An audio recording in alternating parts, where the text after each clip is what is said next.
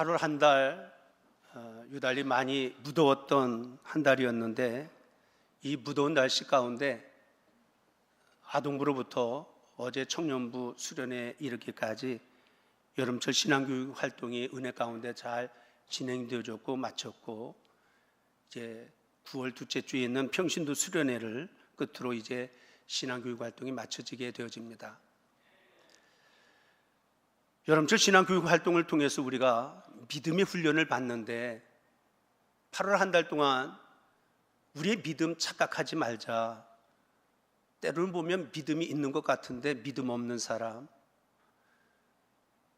양인 것 같지만 때로는 염소와 같은 사람들도 있다. 그래서 우리의 믿음의 현주소를 바로 깨닫는 믿음이 있었으면 좋겠다.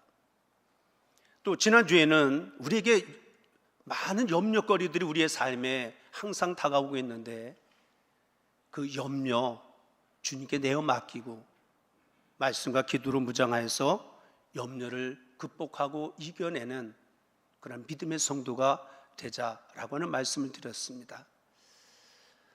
오늘 이 시간에는 이제 여름철 신앙교육 활동 이제 거의 마무리가 되어지고 하는 부분 속에서 오늘 우리의 믿음의 훈련들이 주님이 보실 때 나의 믿음이 어떻게 평가가 되어질까? 하나님 앞에, 주님 앞에 어떠한 모습을 우리가 인정받는 믿음의 모습을 이루어 나가고 있는지, 오늘 이 시간 한 여인의 이야기를 통해서 함께 자신을 함께 돌아보고 또 새로운 다짐과 결단이 있어지는 시간이 되었으면 하는 소망을 갖습니다. 한 설문조사에 의할 것 같으면 예수를 믿지 아니하고 교회 다니지 않는 사람들에게 왜 예수를 믿지 않는지 그 이유에 대해서 설문한 결과 몇 가지 내용 중에 두 가지만 말씀을 드리면, 첫째는 기독교는 현실성이 없다라고 그렇게 지적을 했습니다. 다시 말해 우리는 하나님을 믿지만 눈에 보여지지 않는 하나님을 이야기하고, 천국을 이야기하고 지옥을 이야기하고 영생과 구원을 이야기하는데, 이것이 마음속에 와닿지 아니하고 실감나지 않는 이야기가 되어져서, 그래서 그렇게 열심히 예수를 전해줘도 우리가 예수를 믿지 않는 이유 가운데 하나다. 이것이 가장 많은 부분을 차지했습니다. 그리고 또 한 가지가 뭐냐면, 오늘날 성도들 중에 위선자들이 너무 많다는 거예요. 깜짝 놀라면서 저 사람도 교회 다니는 사람이었어? 세상 사람들처럼 남들 세상 사람들 하는 거 다 쫓아다니면서 할 거 다 하면서, 그러면서 나중에 보니까 저 사람이 예수 믿는 사람이었어? 그 위선적인 잘못된 삶을 살아가고 있는 그리스도인들 때문에 우리가 예수를 만나는 데 있어서 많은 방해를 받고 있다. 이것은 어찌 보면 다시금 눈에 보여지지 않는 세계를 우리가 보여지는 삶으로 우리가 나타내고 보여주는 그런 책임이 먼저 믿는 우리에게 있을 뿐만 아니라, 우리의 입술로만 주여 하지 말고 행함 있는 믿음을 가지고 위선자의 삶이 아닌 진실된 믿음의 삶을 살아감을 통해서 이 모든 것들을 뛰어넘어야 할 장벽들이 되어지고 있다라고 하는 것을 우리가 먼저 기억해야 될 줄로 믿습니다. 오늘 본문 말씀에 나오는 말씀은 여러 가지 장벽들이 있었지만 이 장벽을 뛰어넘었던 한 여인의 이야기가 기록이 되어지고 있습니다. 우리가 잘 아는 이 가나안 여인이 예수님을 만나고 예수님을 통해서 마음의 소원을 응답받았던 그런 역사의 기적의 말씀이 기록이 되어져 있는데, 그에 앞서서 이 여인이 만났던 몇 가지 장애 요소들이 있음을 본문은 우리에게 말씀해 주고 있습니다. 먼저 첫째로는 이 가나안 여자라고 하는 이야기는 이스라엘 편에서 생각해 보면 이는 이방 여인이었다라고 하는 것입니다. 이방 여인이었지만 자신의 딸이 귀신 들린 딸로 말미암아 이 병을 고치고자 하는 간절한 소원함을 가지고 예수님을 찾아왔다라고 하는 거예요. 그런데 22절에 있는 말씀 가운데 보면 주 다윗의 자손이여 나를 불쌍히 여기소서 내 딸이 흉악하게 귀신 들렸나이다 라고 이렇게 이 여인이 와서 간절한 마음으로 예수님 앞에 호소하고 외쳐댔는데 23절에 보니까 예수님이 어떤 반응을 보이냐면 예수는 한 말씀도 대답하지 아니하시니. 가난한 여자가 비록 이방인이었지만 자신의 인생의 수고하고 무거운 짐, 괴로운 마음 가지고 안타까운 마음 가지고 절박한 문제를 예수님 앞에 호소했지만 예수님이 침묵하셨다. 아무 말씀도 하지 아니하셨다. 때로는 우리가 신앙생활을 하면서 삶에 힘들고 어려운 일이 있을 때에 그래도 믿음을 가진 사람들이라고 한다면 주님 앞에 십자가 앞에 나와 겸손한 마음으로 무릎을 꿇고 기도하지 않습니까? 때로는 통곡하기도 하고 눈물 흘리면서 간절한 마음으로 외치고 부르짖어도 때로는 기도에 응답이 없는 것처럼 하나님이 아무 말씀도 하지 않는 것처럼 그렇게 느껴지는 그런 우리의 신앙의 삶 가운데도 그러한 일들을 경험할 때가 있습니다. 또 한 가지는 가난한 여자가 애타게 주님을 부를 때에 그때의 제자들이 중간에 끼어들어서 23절에 보니까 이렇게 이야기합니다. 제자들이 와서 청하여 말하되 그 여자가 우리 뒤에서 소리를 지르오니 그를 보내소서. 이 성경 말씀에는 지금 마태 저자는 이게 제자 훈련을 위해서 사용되어지는 그런 말씀이기 때문에 지금 거칠은 표현이 삼가되어져 있습니다. 아주 점잖게 표현을 해놓았습니다. 이걸 쉽게 이야기하면 선생님, 저 소리 너무 시끄럽고 귀찮습니다. 저 여자 소리를 지르는데 쫓아서 내보냈으면 좋겠습니다. 누가요? 예수님의 제자들이 예수님께 하는 이야기입니다. 놀랍게도 도움이 필요해서 예수님 앞에 나온 여자를 방해한 사람은 다른 사람이 아니에요. 예수님의 제자들이 방해를 하고 있는 모습을 본문에서 말씀해 놓고 있습니다. 이 말씀을 우리가 보면서 여러분들 우리 자신도 한번 돌아보아야 합니다. 우리 주변에 예수 믿지 않는 사람들, 때로는 예수님을 믿다가 실족한 사람들, 우리 주변의 불신자들이 신앙생활하면서 혹시 그들을 실족하게 했던 요인들이 다른 게 아니라 혹시 나 때문은 아닌지, 먼저 믿었던 나 때문에 이러한 모습이 있는 것은 아닌지 한번 우리도 오늘 이 제자들이 방해하는 모습을 보면서 자신도 한번 살펴볼 수 있는 저와 여러분들이 되어져야 될 줄로 믿습니다.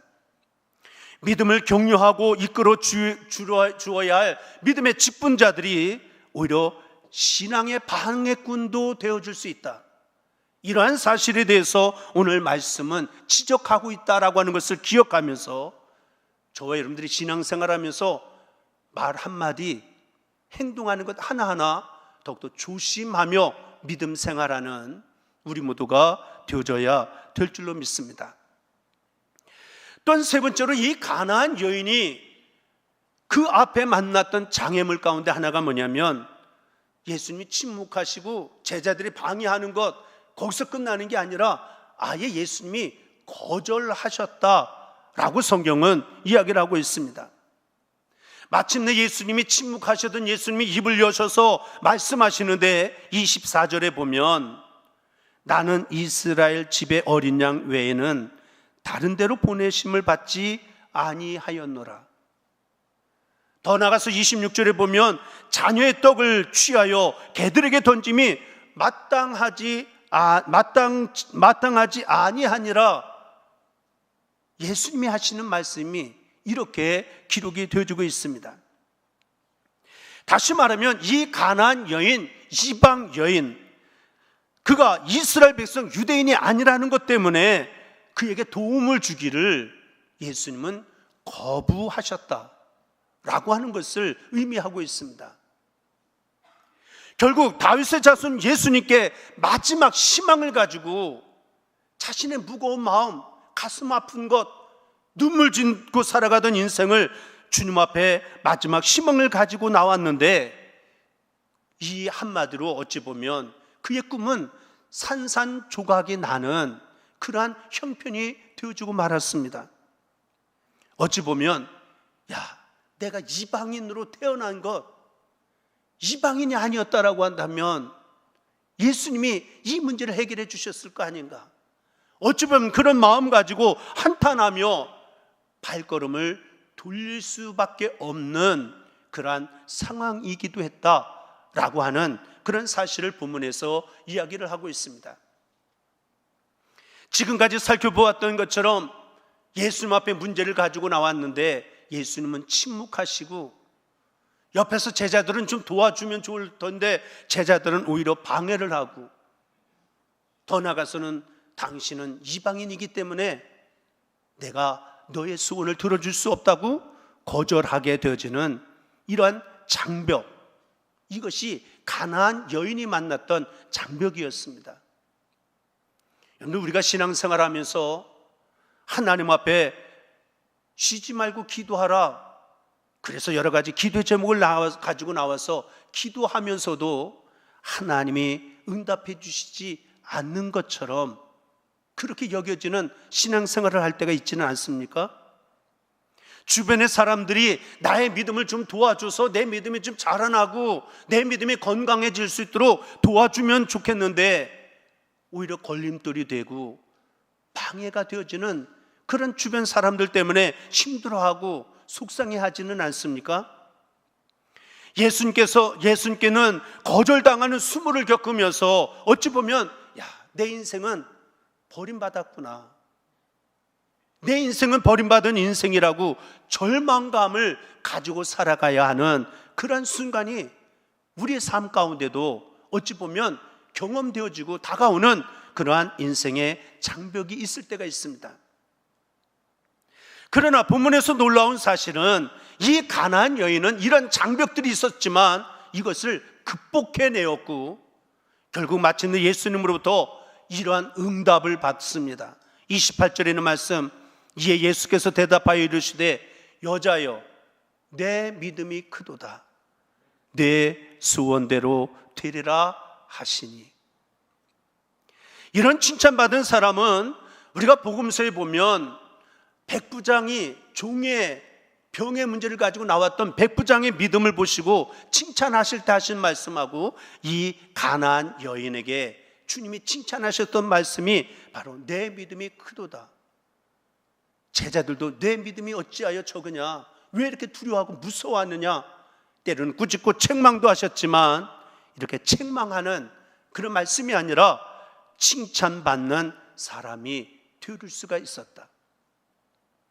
우리는 예수님의 이러한 칭찬의 말씀을 대하면서 우리는 다시금 거꾸로 올라가 보면 그동안 우리가 서론적으로 얘기했던 여러 가지 장벽들이 있었지만, 그러나 그 장벽들은 어떤 뜻을 두고 예수님께서 일부러 침묵도 하실 때가 있었고 때로는 거절하는 것과 같은 그런 표현이 되어질 때도 있었다라고 하는 것을 우리가 발견해 볼 수가 있습니다. 다시 말하면 여러 가지 장애 요인들이 있었지만 이 모든 것들은 이 가나안 여인에게 더 큰 믿음을 위해서 예수님이 시험하시는 그러한 과정들이었다라고 하는 것을 우리가 잊어서는 아니 될 줄로 믿습니다.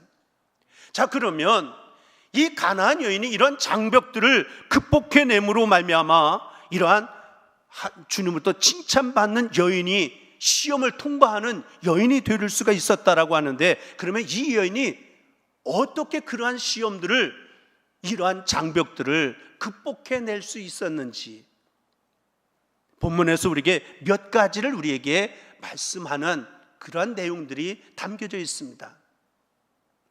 먼저 첫째로는 22절에 있는 말씀 가운데 보면 다윗의 자손이여 라고 예수님 앞에 나와서 다윗의 자손이요 라고 외쳤습니다. 여기서 말하는 다윗의 자손이요 라고 하는 이야기는 메시아에게만 사용되어지는 독특한 호칭이었다라고 하는 거예요. 그래서 유대인들은 다윗의 자손 가운데 우리의 구세주 메시아가 오신다.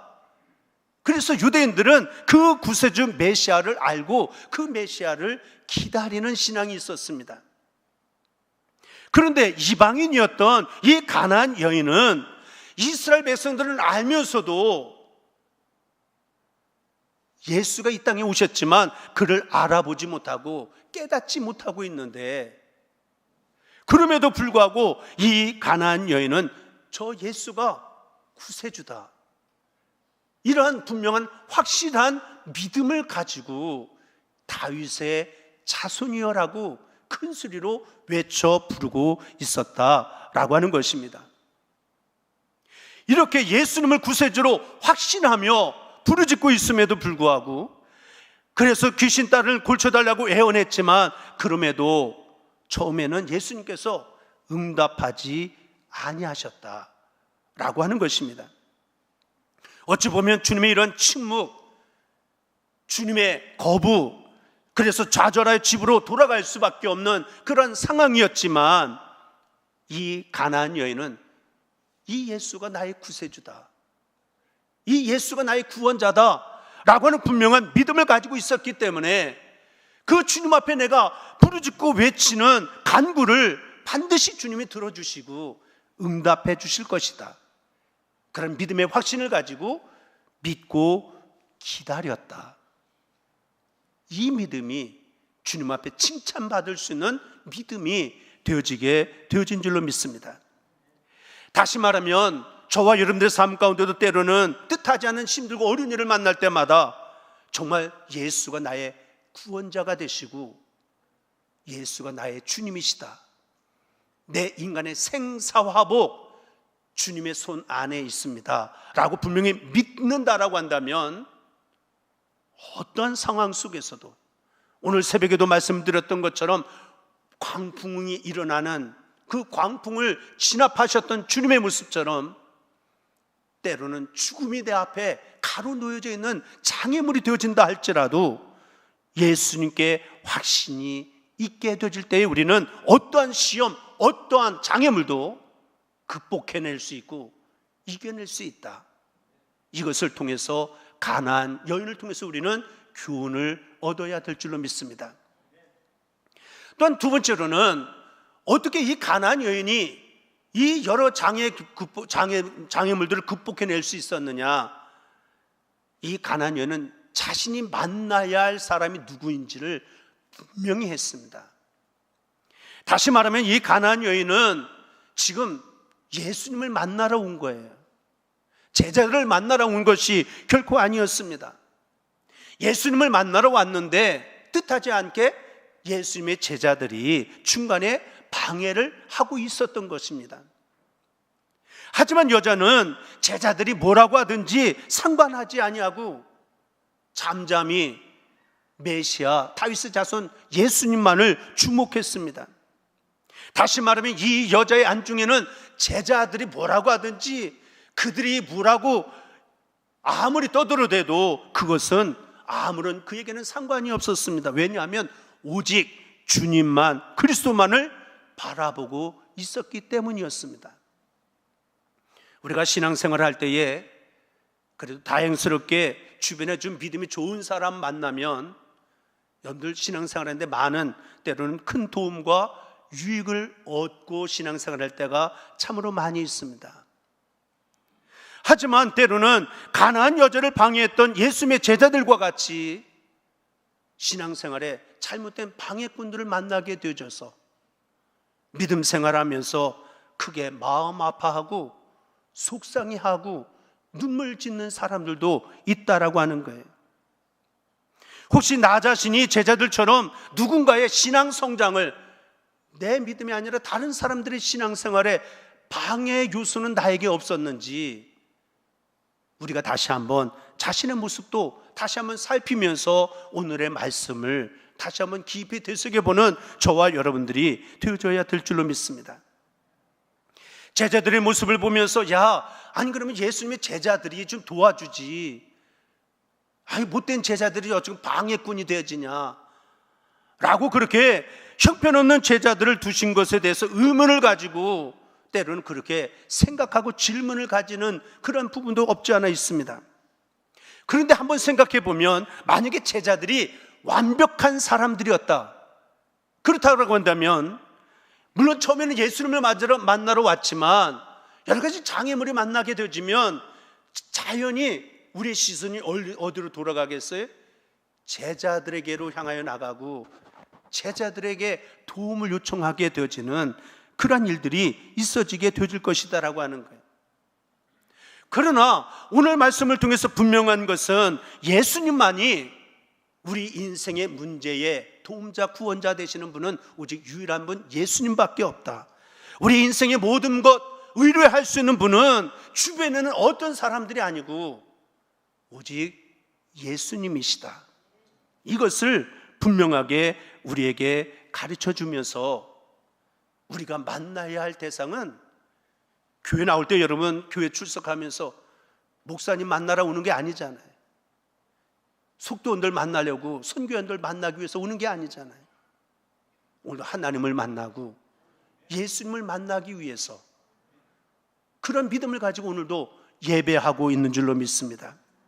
이처럼 우리가 온전히 주님께만 초점을 맞춘다라고 한다면 주변에 아무리 신앙의 방해자가 있어도 우리의 초점이 주님께만 맞춰져 있기만 하면 신앙이 흔들리지 아니하고 결코 실망하지 아니하고 어떤 방해에도 흔들리지 않고 끄덕하지 않는, 좌로나 우로나 치우치지 않는. 문제는 누구 때문이 아니야, 나의 믿음에 부족한 것 때문에 때로는 시험 들고 때로는 영적으로 병들고 그럴 때가 있다라고 하는 것을 기억하면서 주님과의 온전한, 주님만 주목하고 주님과의 온전한 만남을 이루면서 신앙생활에 나가는 우리 부함의 성도들이 되시기를 주님의 이름으로 간절히 축원을 드립니다. 또 한 가지는 이 가나안 여인에게 장애물을 극복하며 나감에 있어서는 나 자신의 자존심은 다 내려놓고 주님 앞에 나올 때에 가지고 나왔던 그 문제 해결, 오직 여기에만 커다란 관심을 가지고 있었기 때문에 그 장애물들을 극복해낼 수 있었다라고 하는 것입니다. 26절에 있는 말씀 가운데 보면 자녀의 떡을 취하여 개들에게 던짐이 마땅하지 아니하니라. 아까도 얘기했던 지금 마태가 아주 점잖게 예수님이 함부로 그냥 말을 좀 이렇게 거칠게 하는 것을 좀 이렇게 다듬어서 점잖게 표현해 놨지만, 한마디로 얘기하면 당신은 이방인이고 당신은 죄인이기 때문에 당신은 개다. 당시 유대인들이 늘 가지고 있던 생각들이에요. 그래서 이방인들을 향하여 또 죄인들을 향하여 그들은 괄시하면서 개다라고 하는 표현이 평상시도 흔히 사용되어진 말이에요. 예수님께서 이 여인에게 너는 개다, 여러분들 그 말을, 내가 그 말을 들었다 생각해 보면 이게 자존심이 보통 상하는 일이 결코 아닙니다. 나름대로 그래도 주님을 사랑하는 마음 가지고 주님 앞에 문제를 호소하기 위해서 주님 앞에 그래도 믿음을 가지고 나왔는데 너는 이방 여인이다, 너는 개다, 그 이야기를 들으면서 얼마나 자존심이 무너져 내리겠습니까? 그런데도 뜻밖에도 27절에 보면 주여 올소이다마는 개들도 제 주인의 상에서 떨어지는 부스러기를 먹지 않습니까? 맞습니다. 나는 죄인입니다. 나는 개와 같은 인생입니다. 하지만 주님 용서해 주시고 주님 한번 은혜를 좀 베풀어 달라고 그렇게 여인은 다시 한번 주님의 도우심을 구하는 간구를 드리고 있습니다. 자존심을 버리고 주님께 매달렸던 이 여자의 믿음, 그의 관심은 내가 저 사람에게 어떤 말을 듣느냐, 어떻게 인정을 받느냐, 그게 중요한 게 아니고 내가 주님 앞에 나올 때는 그 문제 해결받는 것, 죄의 문제 해결받고 인생의 수고하고 무거운 짐을 해결받는 것이 중요하지, 누가 뭐라고 해도 그것이 내게 당장의 인간의 소리를 들으면 마음에 커다란 상처와 아픔이 될 수 있지만, 이 여인은 그것에 상관없는 그러한 모습을 보여주고 있었다. 때로는 우리가 신앙생활하면서 주의를 하다가 그놈의 자존심 때문에 때로는 하다가 다 집어던지고, 때로는 교회도 멀리하고 신앙생활도 게을리하고 예배생활도 무너지는 그런 일들을 때로는 볼 수가 있습니다. 하나님께서 주시는 복을 그 자존심 하나 지키려고 하다가 놓칠 수도 있다라고 하는 것을 우리가 명심하고 주님 앞에 나온 목적을 분명히 알고 그 자리를 지키는 저와 여러분들이 되어줘야 될 줄로 믿습니다. 결국 이 가나안 여자는 자존심보다 문제 해결에 초점을 두었던 것, 그걸 주님이 아셨습니다. 그래서 예수님을 만났던 이 여인은 딸의 문제가 해결함을 받으면서 주님이 주시는 말씀이 뭡니까? 여자여, 내 믿음이 크도다. 내 소원대로 되리라. 그리고 그 딸의 문제는 믿음으로 말미암아, 결국은 이 어머니의, 이 여인의 믿음으로 말미암아 귀신 들렸던 딸이 당장 나음을 얻게 되어지는 기적의 역사가 있게 되어졌다라고 말씀이 맞춰지고 있습니다. 우리에게도 이와 같은 믿음, 그리고 자존심을 내어버릴 만한 용기를 소유함으로 말미암아 풍성한 하나님의 은혜와 축복을 받아 누릴 수 있는 저와 여러분들, 우리 부암의 모든 성도들이 되시기를 주님의 이름으로 간절히 축원을 드립니다. 대개 믿음이 큰 사람들은 매사에 자신감도 있고요, 마음의 평안이 넘쳐나는 모습을 보게 되어집니다. 그런데 믿음이 작은 사람, 믿음이 어린 사람들의 특징은 매사가 비판적이고, 매사가 부정적이고, 매사의 불평과 원망이 입술에서 떠나지 아니하는 모습을 보게 되어집니다. 오늘 이 가나안 여인은 주님이 내 믿음이 크도다. 여러분들, 우리의 믿음이 크면 하나님이 기뻐하시고 우리의 소원은 그 하나님께서 이루어 주시는 줄로 믿습니다. 자, 그러면 결론적으로 내 믿음이 크도다 라고 오늘도 주님이 우리가 칭찬하시는 말씀으로 소원함을 이루어가고 있는데, 그러면 어떤 사람이 그러면 믿음이 큰 사람일까? 여러분들, 믿음 생활하면서 내 믿음의 현주소를 한번 좀 점검해 보는 시간이 되어줬으면 좋겠어요. 어떤 사람이 믿음이 큰 사람이냐? 첫째는 환경보다 말씀에 더 의지하는 삶을 살아가는 것, 그것이 큰 믿음입니다. 믿음이 없는 사람들은 환경에 자꾸 지배를 받습니다. 그러나 믿음이 큰 사람들을 보면 자신이 처한 환경에 괴념치 아니하고 하나님의 말씀을 삶의 기준으로 두고 그 말씀에 순종하는 삶을 살아서 하나님의 구원하시는 역사, 기적을 체험하면서 자연스럽게 하나님 앞에 더 큰 영광을 돌려드리는 복된 삶을 살아가게 되어진 줄로 믿습니다. 여러분, 다니엘의 세 친구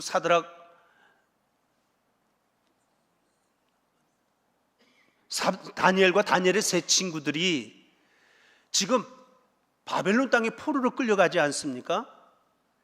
포로자의 신분입니다. 근데 바벨론이라고 하는 나라는 하나님을 두려워하지 않고 하나님을 섬기지 않는 이방 나라입니다.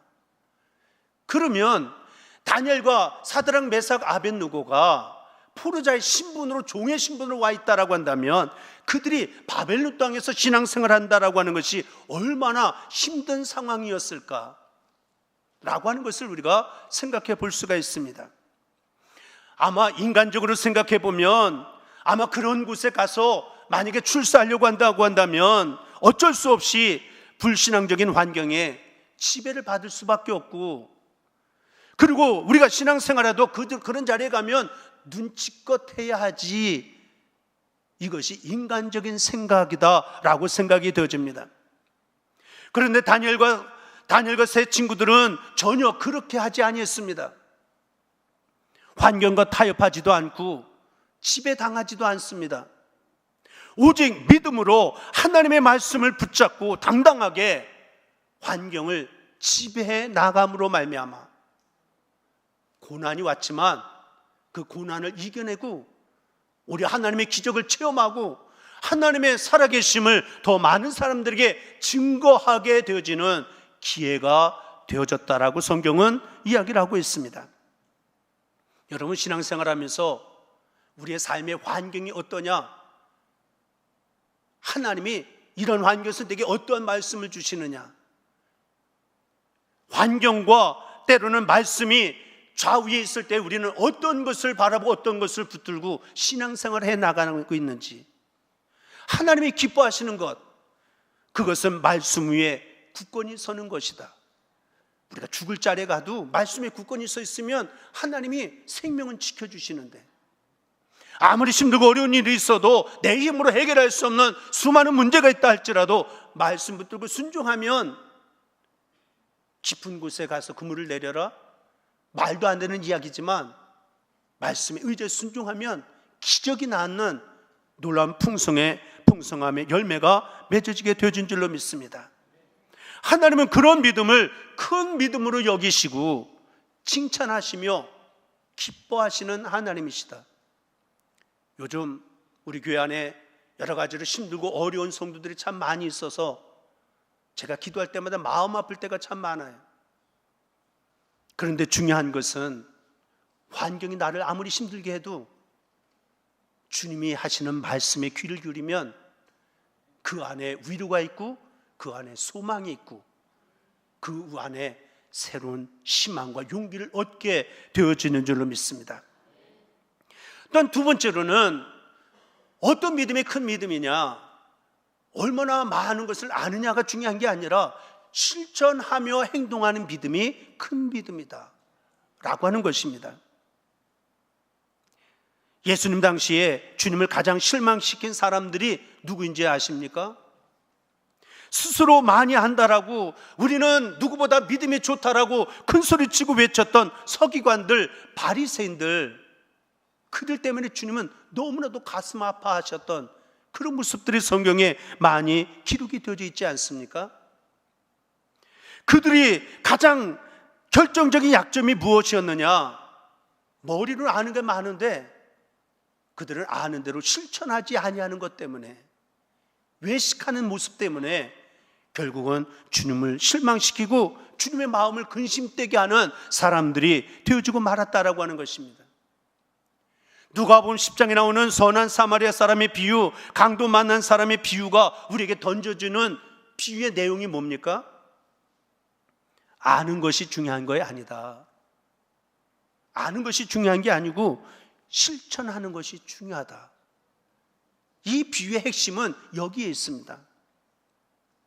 오늘 이 가나안 여인은 별로 이방 여인이었기 때문에 별로 아는 것도 없습니다. 하지만 한 가지, 다윗의 자손 예수님께 구하면 받으리라고 하는 단순한 믿음, 그 믿음 가지고 예수님 앞에 끈질기게 접근해 나가고 있습니다. 예수님으로부터 무시를 당하고 신경질적으로 귀찮아하셨음에도 불구하고 이 여인은 결단코 포기하지 않습니다. 왜냐하면 구하면 주시겠다, 하나님이 약속하셨기 때문에 그 약속의 말씀을 붙들고 끝까지 행동하는 신앙, 실천하는 신앙을 지켜나갔을 때에 결국은 기적을 보게 되는 큰 믿음으로 축복받는 인생이 되어진 줄로 믿습니다. 마지막 한 가지는 하나님의 은혜에 보답할 줄 알아야 그것이 큰 믿음입니다. 여러분들, 내가 믿음 생활하면서 우리가 은혜 받았다라고 하는 얘기는 뭐예요? 하나님이 나를 얼마나 사랑하시는지를 그걸 알았다, 깨달았다라고 하는 것이 은혜 받았다라고 하는 얘기예요. 여러분들, 은혜 받았습니다. 우리가 찬송가 이따가도 부르겠지만 542장에 보면 구주 예수 의지함이 심히 기쁜 일일세, 영생 허락받았으니 의심하지 없도다. 예수 믿는 것은 받은 증거 많도다. 예수 귀한 예수 믿음 더욱 주소서.